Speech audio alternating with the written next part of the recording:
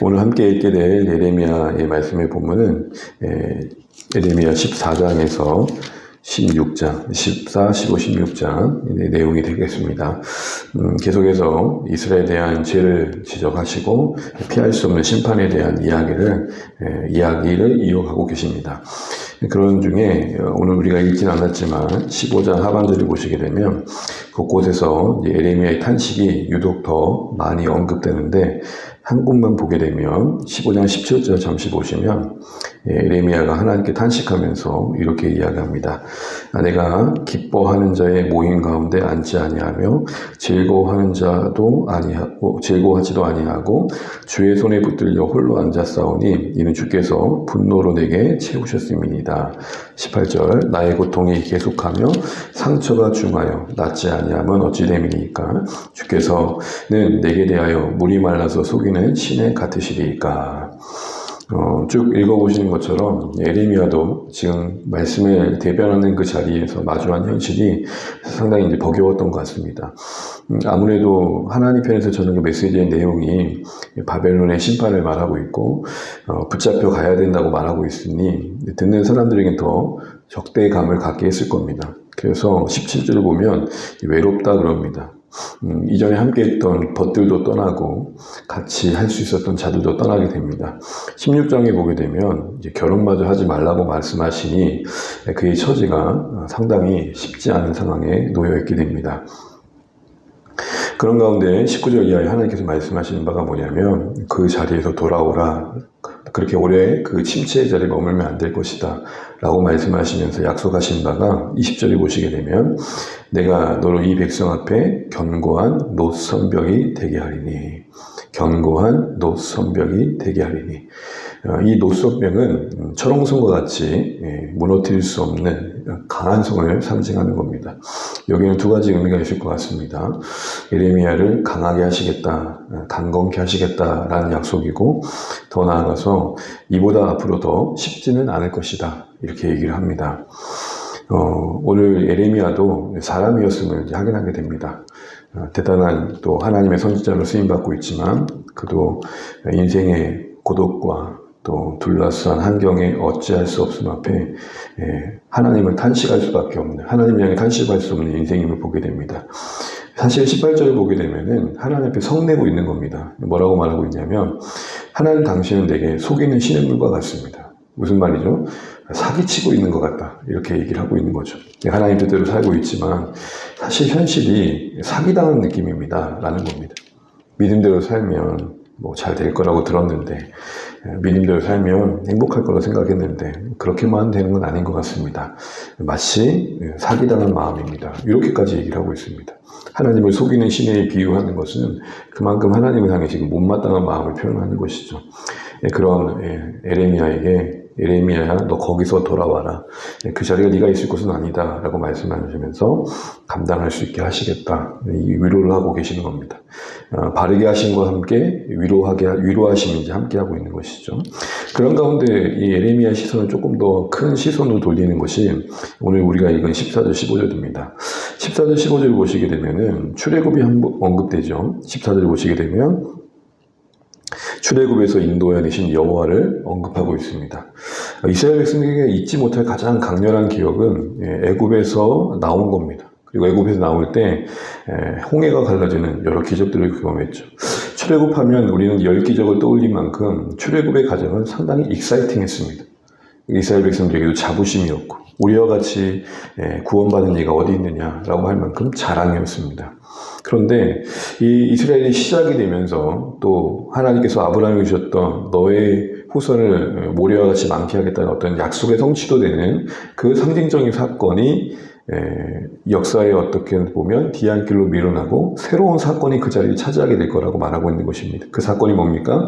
15절 보시는 것처럼 북방 땅과 쫓겨난 모든 나라에서 돌아오게 하시는 하나님에 대한 경험이 새로운 출애굽 사건으로서 그들에게 자리매김할 것을 말씀하고 있습니다.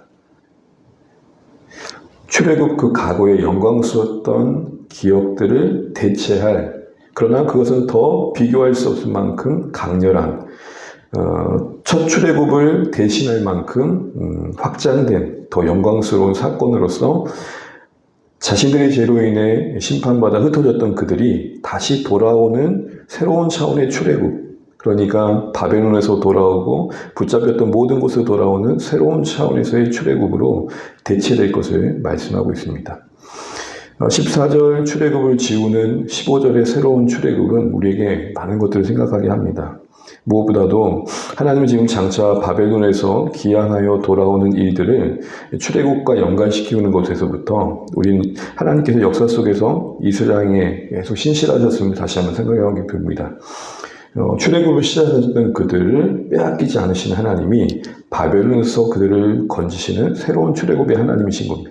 그러니까 출애굽이 시작이라면 바벨론에서의 새로운 출애굽은 시작이었던 그들이 무너졌지만 무너졌던 그들을 포기하지 않으시는 신실하심을 말합니다. 첫 출애굽이 약속의 이행이라면 두 번째 출애굽으로 소개되고 있는 바벨론에서 그 곳곳에서 다시 돌아오는 이 새로운 출애굽은 은혜가 강조된 겁니다. 근데 그게 더 큰 강렬한 구원의 사건으로 이스라엘 가운데 기억되어질 것들을 말씀하고 계십니다. 한번 여기서 우리는 놓치지 말아야 할 것 중에 하나는 이스라엘을 시작하신 하나님께서 목적 삼으셨던 것들에 대해서 결코 포기하지 않으신다는 걸 보게 됩니다. 그 과정에 이스라엘은 심판을 겪으면서 나라를 잃기도 하고 예루살렘을 빼앗기기도 하는, 성전이 무너지기도 하는 비참함을 겪지만 그게 그들의 실패가 아니라는 겁니다. 우리는 보통 우리의 삶에 가지고 있던 것들을 잃어버리고 건강을 잃어버리고 어떤 명예를 잃어버린 것을 실패로 말합니다. 이게 실패죠. 그런데 하나님은 그게 실패가 아니라 오히려 진짜 그가 얻어야 할 것들을 주시기 위한 가정이었다고 지금 말씀하고 계시는 거고, 출애굽의 그 영광스러운 출발을 지키지 못한 그들의 부족함과 연약함을 다시 한번 흩어졌던 그곳에서 돌아오게 하시는 명예로움으로 회복시켜 주시겠다, 지금 이 얘기를 하고 계시는 거예요. 그래서 여러분, 우리의 이 말씀 속에서 이스라엘에게는 이제는 강렬했던 그 일상했던 출애굽을 대신할 출애굽으로서 다시 흩어졌던 곳에서 돌아오는 출애굽으로 이야기하고 계신 이 부분에서 일단 1차적으로는 시작하신 그 일의 끝을 반드시 이루시는 하나님의 신실하심을 봐야 되고, 또한 오늘 우리 편에서는 북방 땅과 곳곳에 쫓겨나갔던 그 자체는 그들의 죄로 인한 심판이었지만 그럼에도 불구하고 긍휼히 여기시는 하나님의 은혜가 언제나 더 크게 여겨져야 된다, 이 이야기를 하고 계시는 겁니다. 가만히 한번 생각해 보십시오. 우리가 만약에 역사의 이 시점을 다시 타임슬립에서 돌아간다고 한다면 홍해가 갈라지고 10가지의 기적을 겪는 그런 어떤 화려한 출애굽과 내 죄로 인해서 진짜 모든 것을 상실하고 빼앗기고 죄인되어 노예되어 한 번도 가보지 못했던 그 음침한 음산한 그 강력한 바벨론에 붙잡혀 어디인지도 모르고 잡혀간 그곳에서 다시 돌아온 거하고, 여러분 뭐가 더 볼 때 그럴듯합니까? 네, 더 쉽게 말하면 내가 기도 응답을 통해서 얻어진 그 어떤 것들 통해 사람들도 나를 알아주고 많은 사람들 그때부터 나를 인터뷰하고 언론에서 나의 이야기를 다루고 사람들의 시선이 주목되는 것과 나만이 알 수 있는 내 은밀한 죄와 또 나만이 알 수 있는, 하나님과 나만 알 수 있는 내 안의 어떤 못난 모습들, 그걸 해결하고 그거를 새롭게 하시기 위해 허락하신 인생의 어떤 어려움들, 그런데 그 무너진 자리에서 하나님의 내 마음을 새롭게 하시고 그 과정을 통해 나를 새롭게 하셔서 그 시간을 지남으로 더 정결해진 나를 보는 것과 뭐가 더 영광스러워야겠냐, 이 얘기를 하는 겁니다. 저는 10가지 기적과 홍해가 갈라지는 출애굽이 더 매력적입니다. 우리도 그렇지 않습니까? 그런데 하나님이 이 말씀을 통해서 이스라엘에게 말씀합니다. 이스라엘에게 출애굽은 영광스러운 사건이겠지만 그들을 교만케 하는 사건이기도 해요. 우리와 같이 구원을 받는다. 그런데 어디서 이스라엘 영광을 봐야 되느냐? 그들이 잘됨으로 영광을 받는 게 아니라 그들이 어떤 인생인지 아는 자리에서 베푸신 하나님의 은혜가 너무 커 거기서 벅찬 감격 속에 하나님을 새롭게 만나는 게 더 커야 된다, 이렇게 얘기를 하는 겁니다.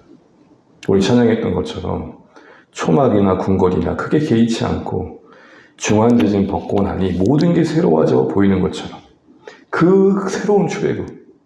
그럼 여러분, 이 바벨론에서 붙잡혔던 모든 곳에서 돌아오는 이 새로운 출애굽은 뭘 예표할까요?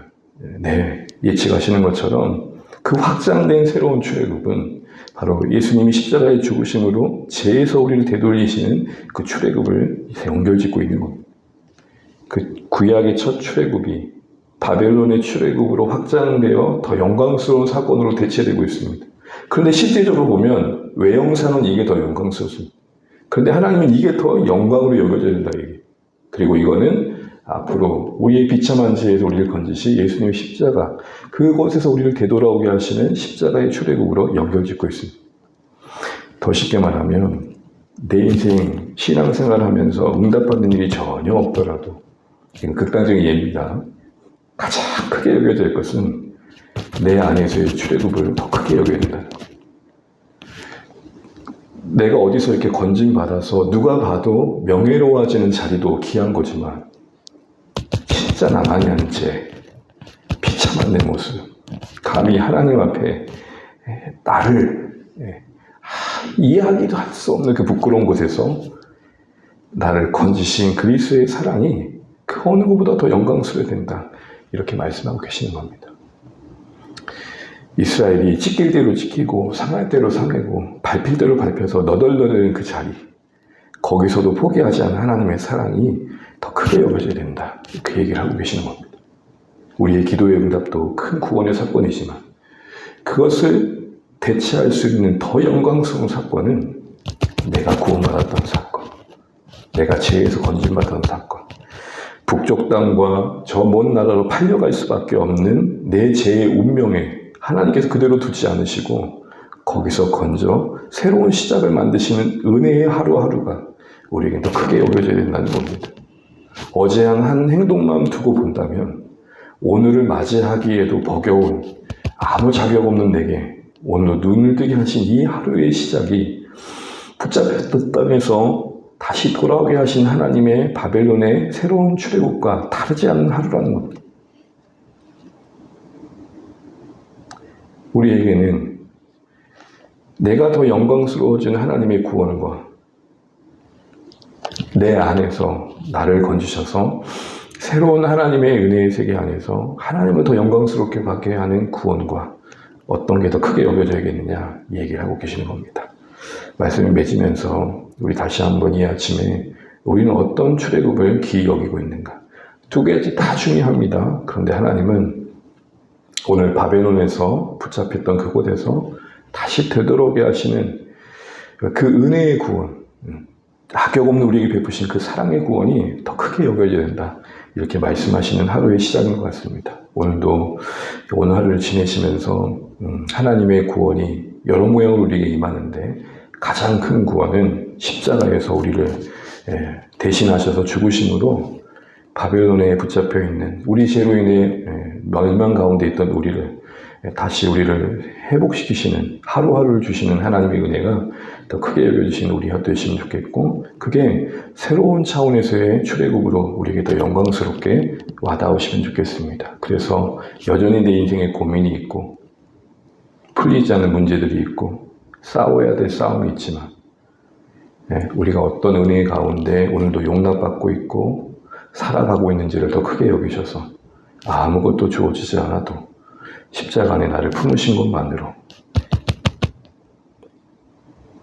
족합니다, 이렇게 고백하면서 그 무엇도 뺏길 수 없는 하나님에 대한 중심을 가지고 승리해 가시는 오늘 하루의 시작, 한날 되시기를 간절히 소망합니다. 기도하겠습니다.